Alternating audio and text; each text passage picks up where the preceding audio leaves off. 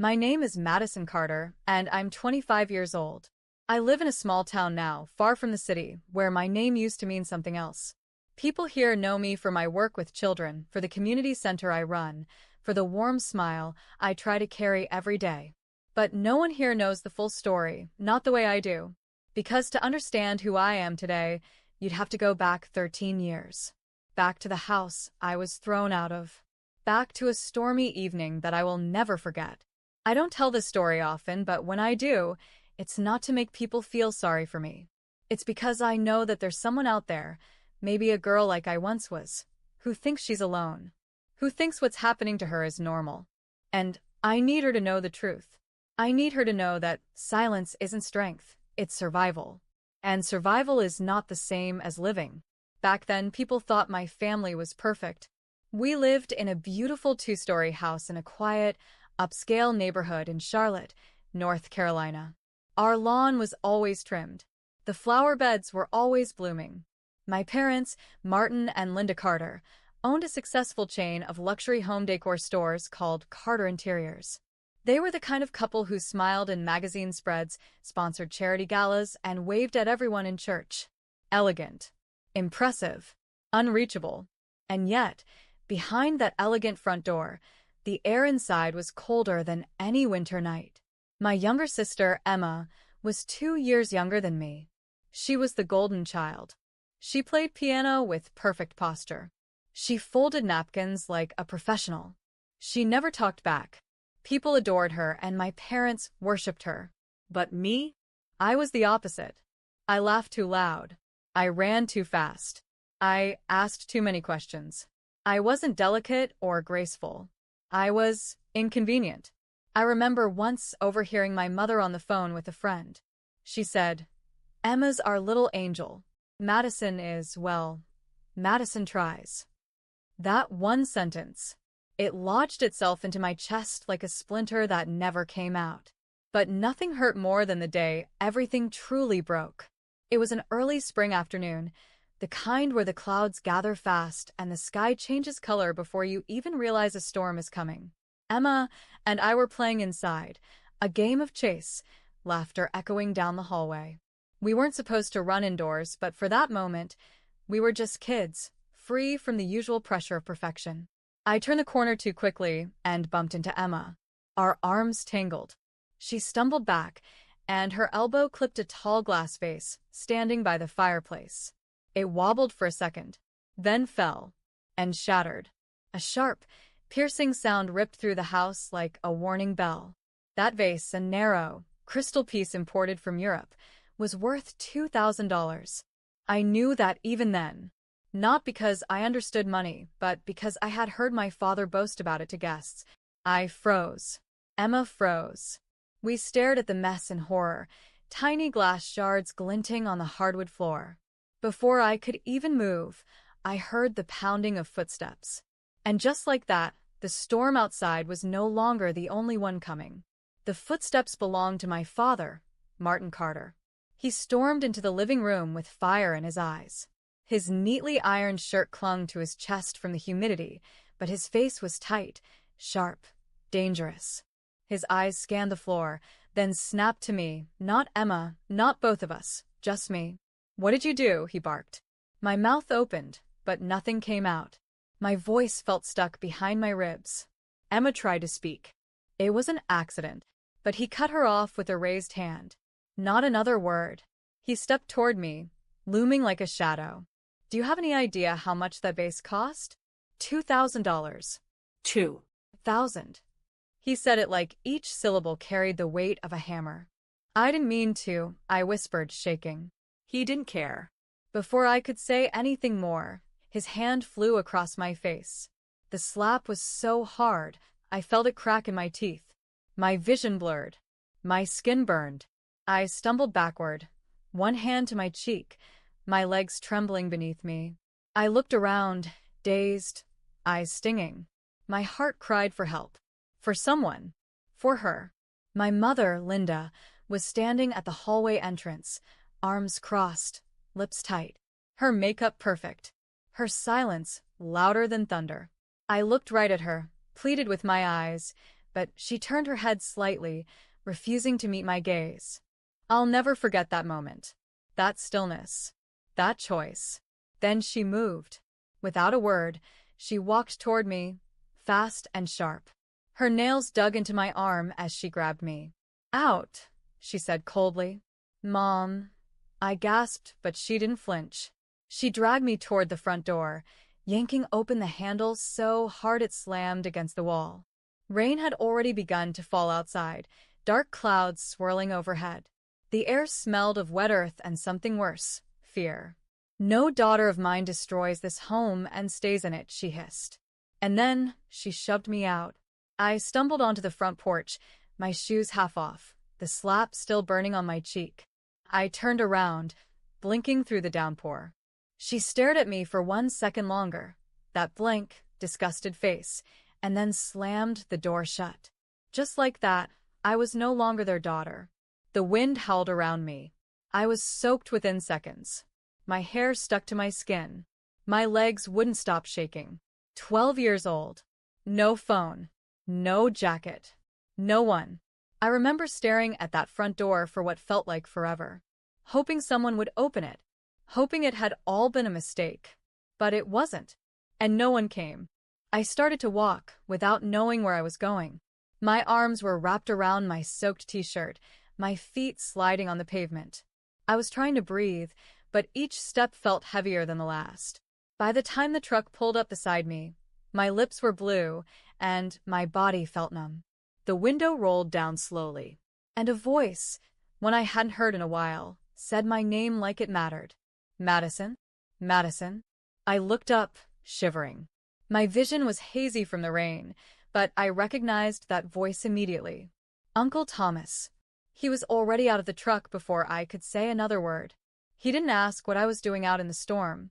He didn't lecture me or hesitate. He just peeled off his jacket and wrapped it around my shoulders. It smelled like coffee and old cologne, like comfort. Get in the truck, sweetheart, he said gently, guiding me to the passenger side. You're coming with me. The warmth of the truck's interior felt unreal, like a dream. The heater hummed low. My wet hair dripped onto the seat. Uncle Thomas didn't say much on the drive, only glanced at me once, his jaw tight, eyes glassy. But that silence wasn't empty. It was safe. His house was nothing like my parents'.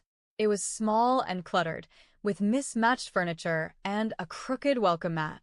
But the moment I stepped inside, I could breathe. The lights were warm, the air smelled like cinnamon and books, and a golden retriever named Max wagged his tail like I was already home. Uncle Thomas handed me dry clothes and pointed to the bathroom. Take your time. Hot shower's yours. I'll make cocoa. I stood in front of the mirror afterward and saw the red mark on my cheek, the outline of my father's hand still glowing. My throat tightened, but I didn't cry. Not yet. That night, I curled up on a couch under 3 blankets with a steaming mug in my hands and Max curled at my feet. Uncle Thomas didn't press for answers.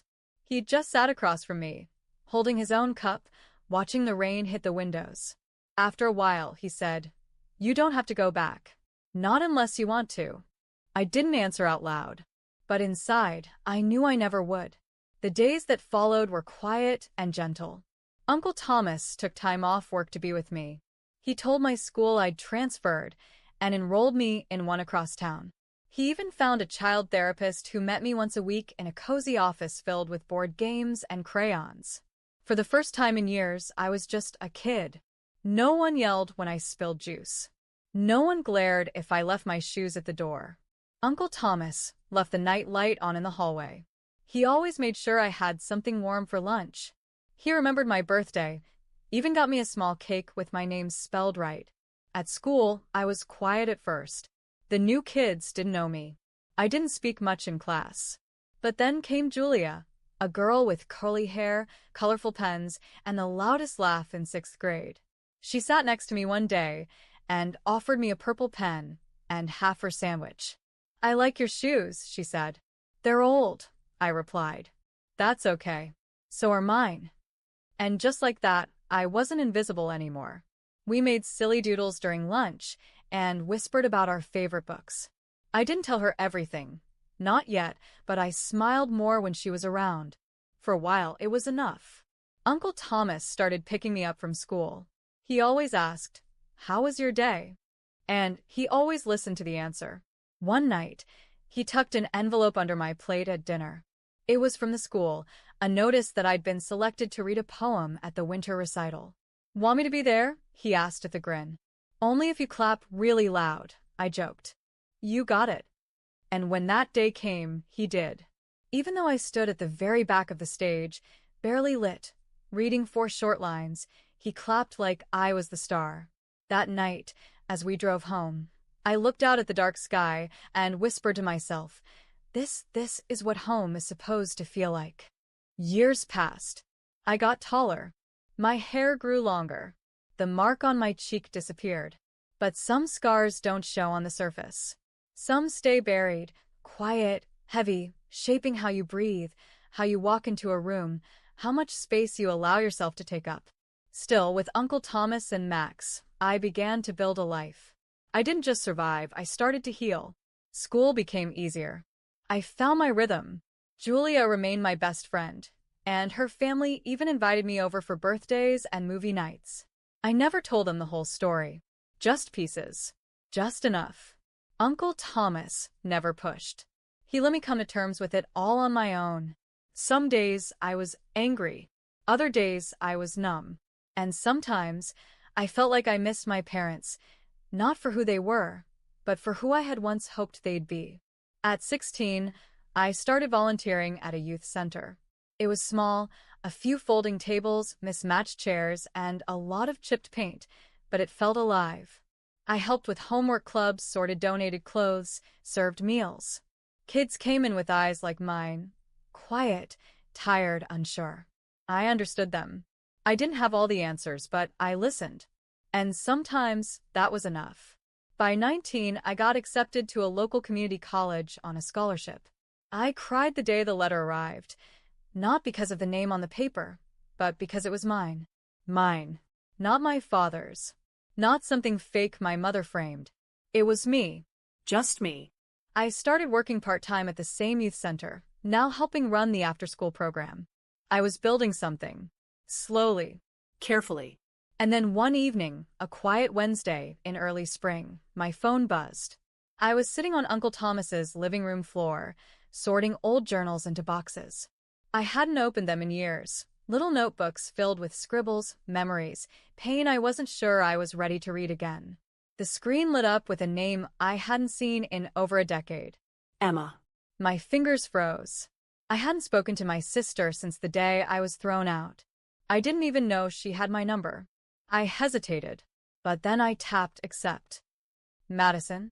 Her voice was small. Unsure. "It's me, Emma." I didn't speak. "I found your journals," she continued. "The ones you left behind. In the attic." My throat tightened. "You weren't supposed to read those." "I know. But I had to." I had to know the truth. Silence passed between us.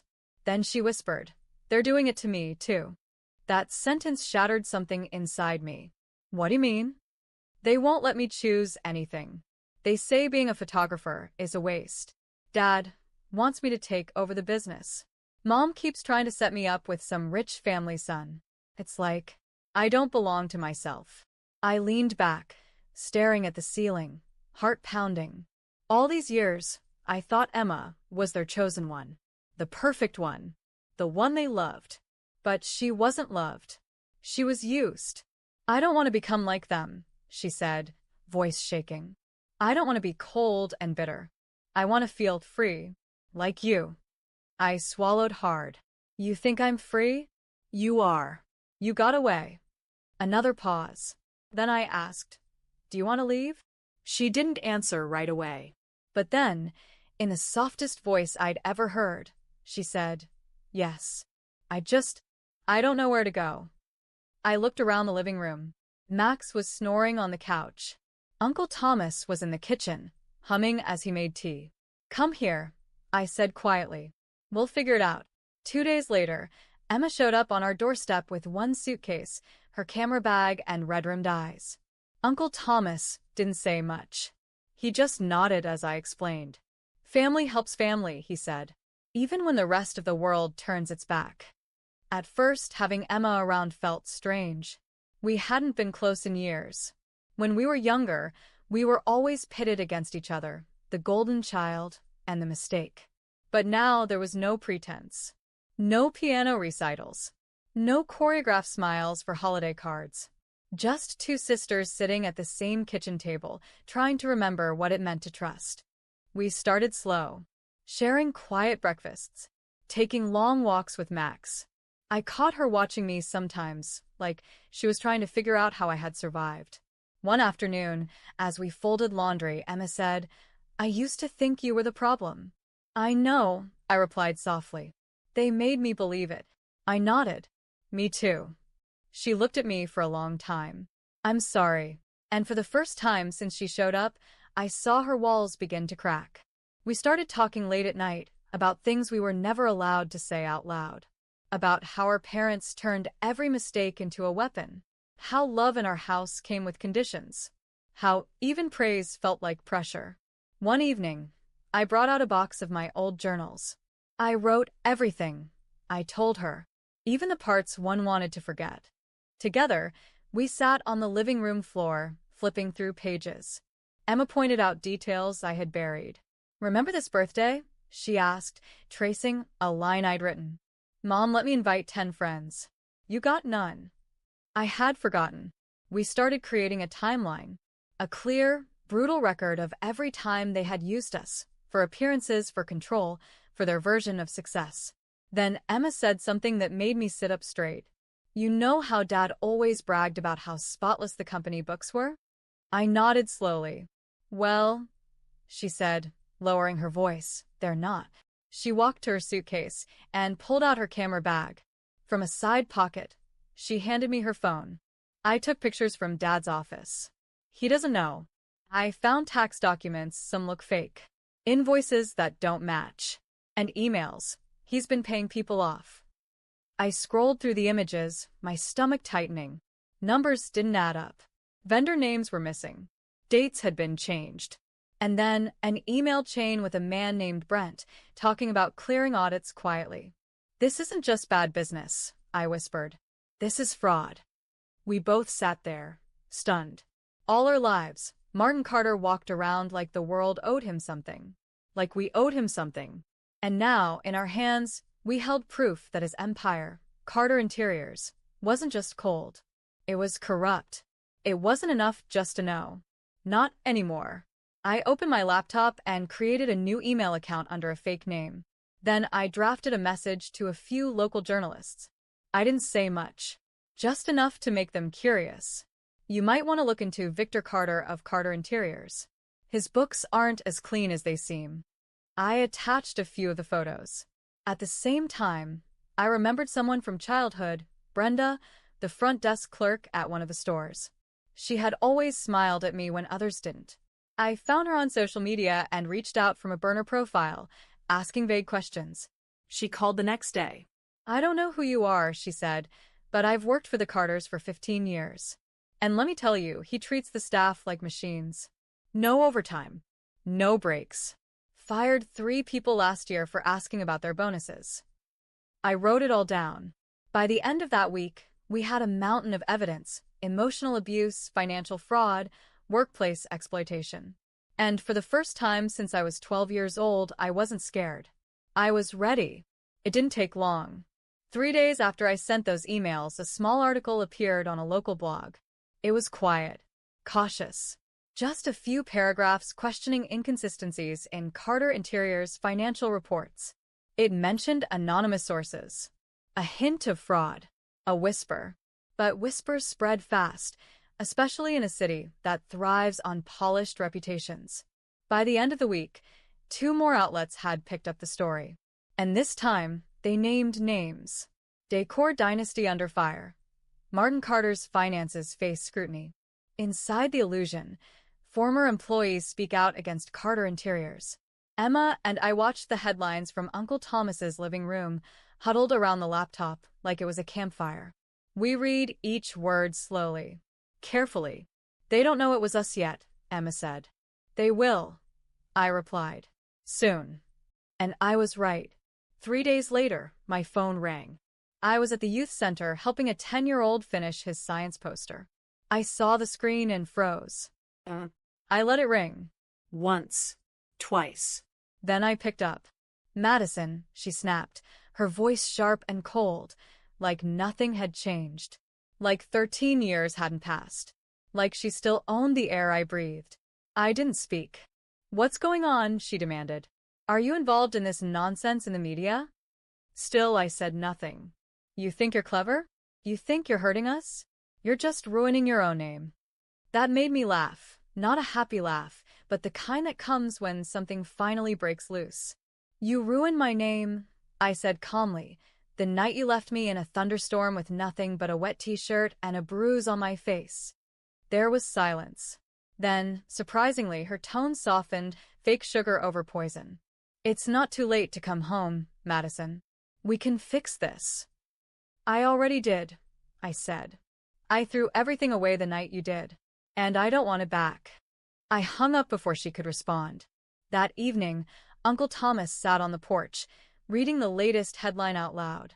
Carter Interiors to face full IRS audit, alleged cover UPS spanning years.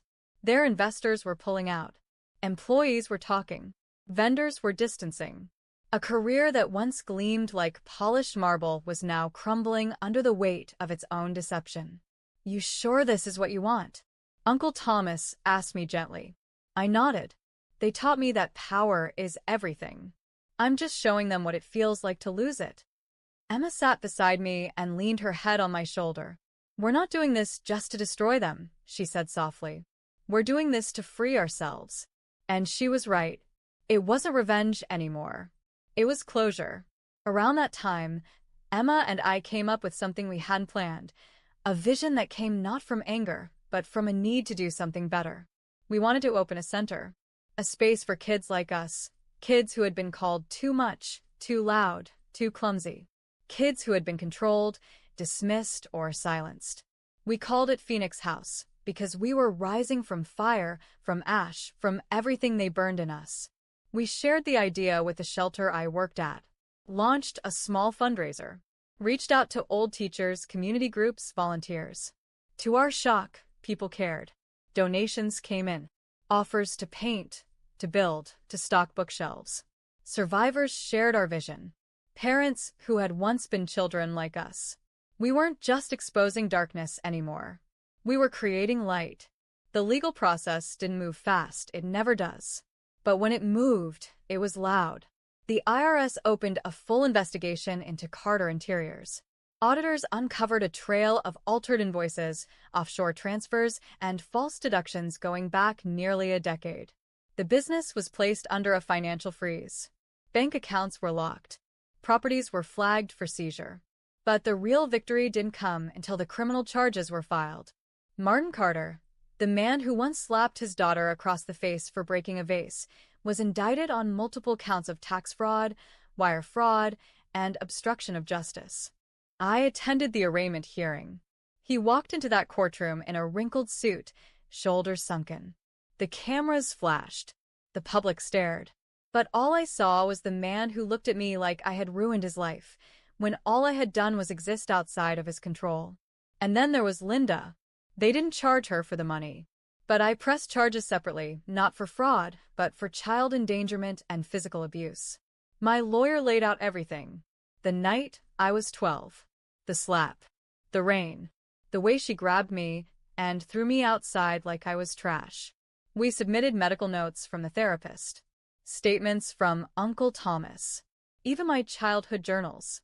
And this time, someone listened. The judge looked directly at her and said, "You failed as a parent, and worse, you punished your child for your own image. This isn't just neglect. This is cruelty." Linda Carter was sentenced to 4 years in state prison, no possibility of early parole. Martin Carter received 7 years for financial crimes and another 18 months added for evidence tampering and workplace violations. They were led away in handcuffs. Together. The reporters called it the fall of the Carter dynasty. But I called it something else. Accountability. Emma, and I stood outside the courthouse. She held my hand. We didn't cry. We didn't smile. We just stood tall. They never thought this day would come, she said. They built their lives on pretending, I replied. And we ended it by telling the truth. The weeks after the trial were quiet. Carter Interiors officially shut down. Former employees, like Brenda, received back pay settlements through class action lawsuits. The stores disappeared from the city like dust after demolition. No one spoke their names in admiration anymore. Their mansion? Sold off to cover debts. Their social circle? Gone. Their image? Erased. And I didn't feel sorry, because for the first time the law saw what I had lived through. And it responded not with silence but with justice. The day Phoenix House opened felt like stepping into a dream I didn't know I was allowed to have. The building was modest, a renovated community center with fresh paint and second-hand furniture, but to us, it was a sanctuary. The name shone across the front in hand-painted letters, surrounded by flowers planted by volunteers. Inside, the walls were covered with soft colors, shelves of books, and drawings from kids who had already begun to call it theirs. We didn't want it to be a shelter. We wanted it to be a starting line. A place where children like me, like Emma, could breathe, speak, grow, and be heard. Uncle Thomas gave a short speech at the ribbon cutting. His voice cracked when he called us his girls. Then he handed me the scissors and stepped back. I looked out at the small crowd, neighbors, teachers, former youth center staff, and even a few quiet kids hiding behind their parents' legs. And I said the only thing that felt true. I was once a girl thrown out into the storm. And for a long time, I believed I had no worth, that I was only ever going to be what they told me I was, a mistake. But I was wrong, because here I am. And here you are. And if no one ever told you this before, you matter. You're not too much. You're not too broken. You're just in the wrong place. And Phoenix House is here to change that. People clapped. Some cried. But the moment that stayed with me came later, when a little girl named Tessa, no older than 10, tugged at my sleeve. She looked down when she spoke. My mom says I ruin everything. I knelt to her level. You don't ruin anything, Tessa, I said gently. You just haven't been heard by the right people yet. She blinked, then smiled just a little. And I knew right then this mattered. Emma, camera around her neck, snapped pictures all day. She captured laughter, hugs, kids sitting in reading nooks or building pillow forts. In one photo, Uncle Thomas is helping a child tie their shoes while Max, now grayer, but just as gentle, naps beside them. That night, Emma handed me a print of a photo she had taken. The three of us, her, me, and Uncle Thomas, standing in front of Phoenix House, arms wrapped around each other. They'd hate this picture, she joked. I laughed. Good. We sat on the porch under the stars. For the first time in a long time, the world felt still. Not empty, just settled. Emma leaned back. Do you think they'll ever change? I thought about it. Then I shook my head. Maybe. But I'm not waiting around to find out. And I meant it. The scandal didn't go away for Martin and Linda. Even after prison, their name was never the same. The empire they built on lies vanished like it was never there. And I didn't need revenge anymore. I had freedom. I had peace. I had purpose. I look back now not with bitterness, but with power. The girl they threw into the rain became the woman who built a roof for others. And the family I thought I lost? I built a better one. One that chose me. One that believed in me. One that never made me feel like I had to be someone else just to be loved. If this story moved you or made you think, please consider liking the video, leaving a comment with your thoughts, and subscribing to the channel for more powerful stories like this one. Your support helps us continue sharing voices that deserve to be heard. Thank you for watching.